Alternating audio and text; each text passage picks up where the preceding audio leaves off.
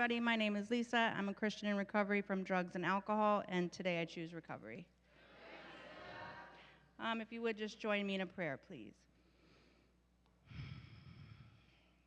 God, we just thank you so much for this moment right here, right now, God. We just thank you for this place, for this safe place that we can come here and we can find community, we can find healing, we can just find strength in each other, God. We just thank you so much that you can just gather us here together, and this can be our safe place, God.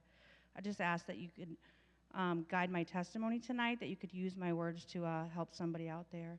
I just pray this prayer in your son's name. Amen. Okay. So I was born into a very poor family, and I have 6 brothers and sisters, all who have some sort of addiction or alcoholism. I have lost my 2 oldest brothers in their addiction, both in the last 5 years. I began using when I was 12, and it immediately made me feel accepted. It made me feel like I could be the real me, like I was the life of the party, instead of the shy, quiet girl I had always been. Life started to move very fast then, and I became a mom to my son Michael at the age of 17. I was so young, I had no idea how to be a mother, and Michael was born. When Michael was born, the drugs I was using changed. They got harder, and before I knew it, it seems like Michael's childhood passed in the blink of an eye. But probably didn't seem that way to him. Because I was so messed up and in and out of jail so many times, sad part is I was there but never really was there. Because of my addiction, my son grew up with me in the same house but never really having a mother. Thankfully, with the help of my mom and my sisters, Michael grew up loved and cared for. While my addiction was steady getting worse, I have been arrested 22 times between Collier County and Lee County for a variety of crimes. One CO in Lee County actually told me, "Miss Crampton, you know what we call you here at the jail?" And I said, "What?" And he said, "Job security. As long as you're out there, we have a job in here." I was furious, but mostly because it was very true. Jail and that life just became very normal. I had a short fuse and a bad attitude and was angry at the whole world. I was ashamed of myself and the person and mother I had become. I had no idea how to deal with those feelings, so my solution was more drugs and harder drugs until I was a full-blown junkie. Eventually, my son became an adult and moved away to Missouri. This broke my heart, but I knew he was better off far away from me. I would like to say this was enough to stop me, but the truth is, I just got worse. I never was able to hold down a job. I had overdosed many times, and I had no idea at all about the power of the one who kept me alive through it all. I tried to go to a couple 28-day rehabs, and I stayed and completed them, but it just wasn't enough time, and every time I walked out those doors, I was using again. By this time, I had met my daughter's father, Ron, and he was also an addict, just very hardworking and high-functioning. He worked very hard, and I stayed home and stayed high for many years, and the years just passed me by. I actually found out that I was pregnant in one of my many stays at David Lawrence program, and I was actually terrified of leaving, having no idea how I was going to protect my baby from my disease. So I decided not to go home to Ron. Instead, I went to my brother's and basically locked myself away in his apartment for many months. During that time, I didn't use. I wasn't in recovery by any means. I simply wasn't putting drugs in my body. When Emily was born, I had thought it was going to be my second chance to be a mom again. But when Emily was almost 1, I started using again. First just a few times, but it didn't take long until I was right back at it like I had never stopped. I was even worse. And so then my mother and my sisters had to step back in and help me care for my child. The whole cycle of using and jail all started again. I just couldn't seem to stop it. I had just accepted that this was going to be how my life was. I had believed that I was defective, that I was a lost cause. When Emily was 5 years old, DCF was called, and up until this point, I had always told myself that I wasn't that bad because I had never lost my kids, until I did. I remember that day like it was yesterday. I knew DCF was coming. They told me this was my last chance, that if I failed another drug test, they would take her. I knew it. They warned me, but I could not stop. I was completely powerless.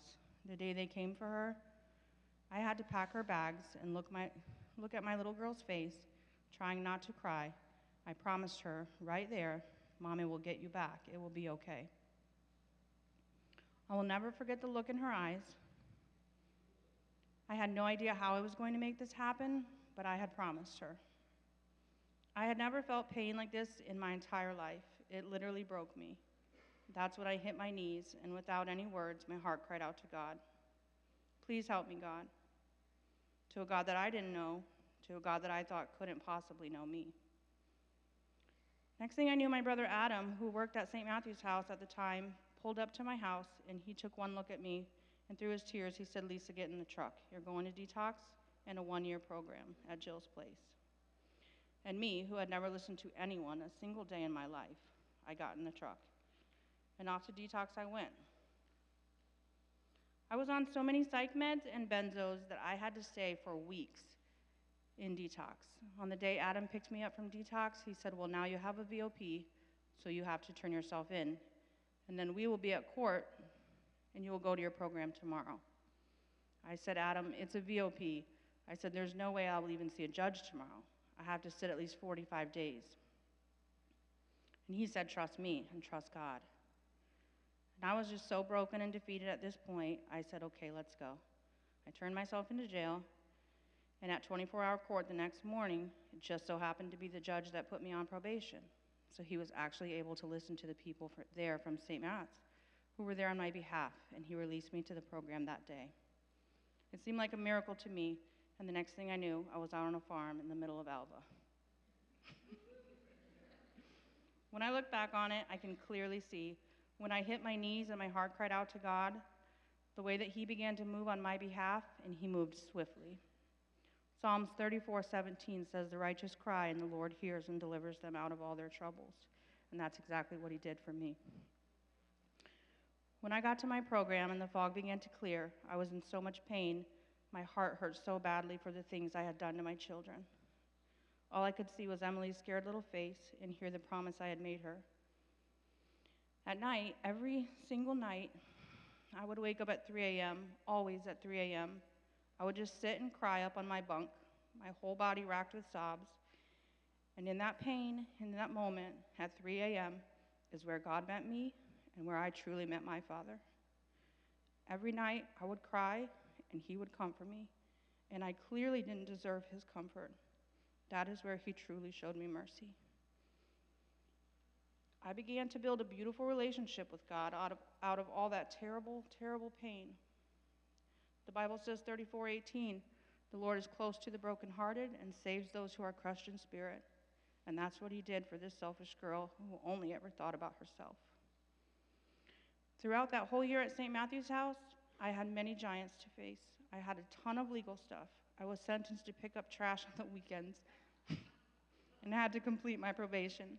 I also had to deal with DCF and work a whole case plan while I was in my program. I had never completed anything in my life, and I still wasn't allowed to see Emily. She was living at her grandmother's on her dad's side, and it was at least 8 months before I was allowed to hold my daughter.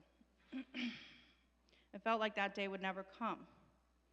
Emily's dad was reunited with her before I was, but eventually we were both reunited. He didn't go to a program like I did, and he eventually started using again. After I graduated my program, I needed to figure out where I was going to go. Although Ron said I could come home, I knew if I did, I would go back to the same person I was before. I had a decision to make. So after building such a strong relationship with God, that's where I went to ask, where do I go from here? It came to my attention about a place called Ryan Healing Center. God, do you want me to go to another program? Like, are you sure? I didn't want that, of course. And I'm still me, still hard-headed, so I just didn't go anywhere. I stayed in my program an extra month. Like, who does that? Eventually, God was victorious, and I made my way to Ryan Healing Center. Emily's dad got much worse, and Emily came home to live with me full-time, with me allowing her dad supervised visits with her when it was safe. You know, I was lucky to be able to go away for a year and heal and build with God, but my little girl did not have that opportunity, and she came home with a lot of trauma and needed support and counseling. Now I began to realize why God sent me to Ryan's. It was there that Emily and I received counseling together, TPM together. It was there at Ryan's that I was able to walk my daughter through her healing journey. Emily and I have made great strides in mending our relationship. Sorry, I lost it. I looked at her.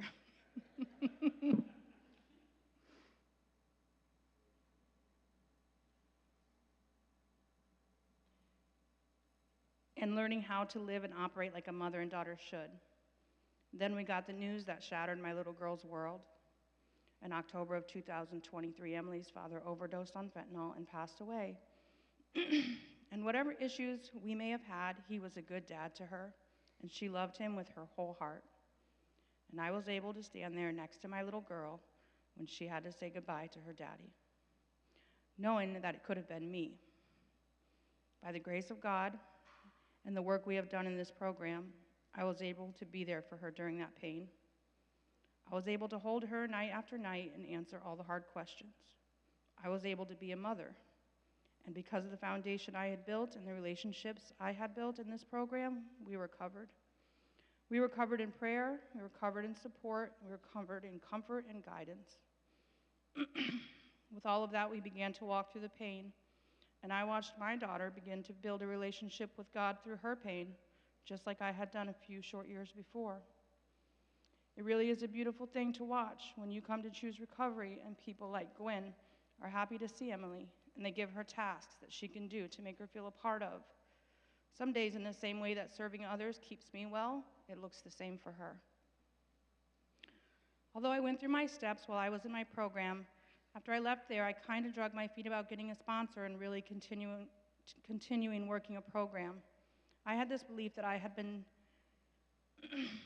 been delivered through the steps, and God had delivered me. Operating in that mindset really did me a disservice and slowed down my growth a lot. Thankfully, by the grace of God, I was able to maintain my sobriety. However, some course corrections were definitely imperative if I wanted to continue to stay sober and move forward in my life. I found a wonderful sponsor who loves the Lord like I do, but she also knows the importance of working the 12 steps. I go to many meetings each week, from Choose Recovery to 12-step meetings and Codependence Anonymous. I speak to my sponsor regularly and stay very honest about the things that I am struggling with. I say yes when I am asked to give my testimony, and now I'm really learning what it means when we say you can only keep what you have by giving it away. I'm learning that, yes, although God has delivered me, there is also work required on my part. It is not just a one and done. This is an everyday commitment on my part. I have to put in the work. I'm looking forward to getting to step 12 again so I can give away what has so freely been given to me. I understand now that I need to work the principles of the steps daily in all my affairs for the rest of my life. I'm still at Ryan Healing Center and was just recently hired on full-time as the assistant house manager. This is where I get to give back. This is where I'm finding my purpose. Sometimes it blows my mind that I am trusted to help guide these girls. And I am honored to do so, and I do my very best every day to be a good example of recovery and to show the same love of God that brought me back to life. Most recently, I went to Lee County Jail to pick up one of our residents that was sentenced to our program. I walked up and I said, "Hi, my name is Lisa Crampton. I'm from Ryan's Healing Center. I'm here to pick up so-and-so." And they checked my credentials and said, "Okay, Ms. Crampton, just sign right here where it says transporting officer." I was shook. I said, "I'm the transporting officer?" They said, "Yes." Mind blowing. Guess who's not job security for the Lee County Corrections officers anymore?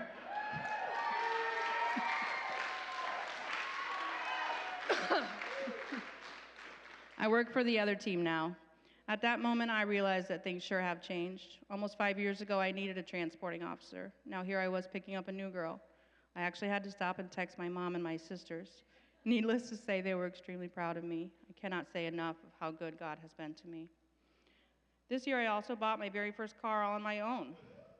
I walked into Toyota expecting to be laughed out of the dealership. Instead, they handed me a loan and the keys to my new, beautiful Jeep that I love so much. Now, Emily and I are Jeepers. We take that thing out on the trails all over God's beautiful creation, making beautiful memories together. No ducks allowed, though. You know, when I graduated my program, my son flew down and surprised me at the ceremony. He said, "Mom, I am so proud of you, and I can sleep good at night now that I don't have to worry about you and Emily." Yes, this program helps my sweet son sleep at night.